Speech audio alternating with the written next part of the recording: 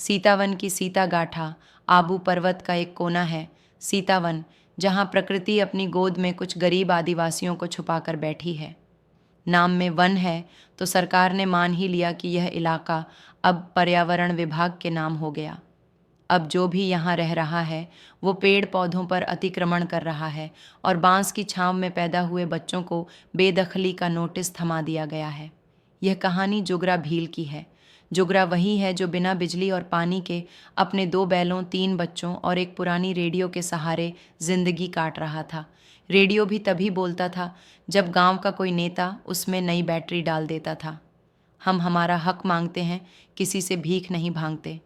सीतावन का यह नारा हर चुनाव में गूंजता है और हर चुनाव के बाद सरकारी गूंगे बहरे बन जाते हैं। जुगरा को हर साल पर्यावरण विभाग का प्रेम पत्र आता है। आपको सूचित किया जाता है कि आप जिस भूमि पर रह रहे हैं वह संरक्षित क्षेत्र है।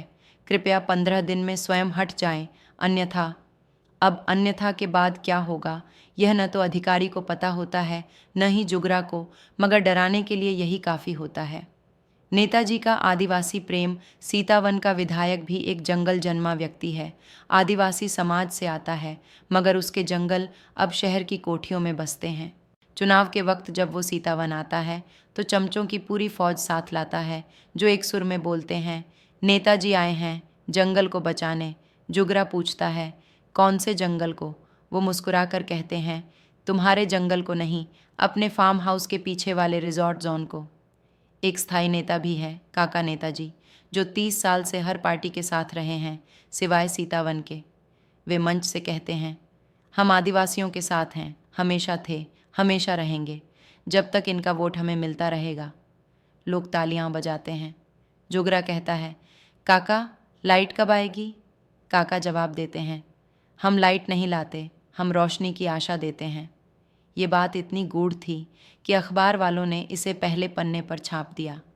सीतावन की सुर्खियां अखबारों में हेडलाइन बनती है, सीतावन के बच्चों ने बिना लाइट के पढ़कर टॉप किया।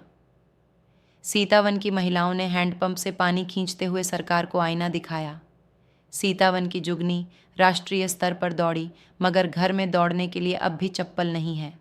और दूसरी ओर शहर के अमीर मोहल्लों में नो डेज सेलिब्रेशन होता है, नवरात्रि से लेकर नवरत्न बाथरूम टाइल्स के शुभारंभ तक। भ्रष्टाचार आबू पर्वत की पहचान। यहाँ अधिकारियों के टेबल पर चाय के कप से ज़्यादा फाइलें नहीं हिलती जब तक उस कप के नीचे एक लिफाफा न हो। जुगरा को एक दिन बताया गया, तुम चाहो तो ये ज़मीन तुम्हारे नाम हो सकती है। कैसे? बस 5 लाख की फाइलिंग फ़ीस है, जुगरा ने कहा। इतने में तो मैं नया जंगल खरीद लूँ। अधिकारी मुस्कुराया, तभी तो तुम्हारा नाम आदिवासी है, समझदार नहीं। कहानी का अंत नहीं, सिलसिला है। हर चुनाव के बाद नेता लौटते हैं, भाषण रचते हैं, घोषणा करते हैं, हम सीतावन को स्मार्ट सीतावन बनाएंगे। और जुगरा फिर से एक नोटिस पढ़ता है जिसमें लिखा होता है, आप गैर कानूनी हैं। जुगरा अब मुस्कुराता है, भाई जो खुद गैर कानूनी से चुनकर आए हो वो हमें क्या बताएंगे?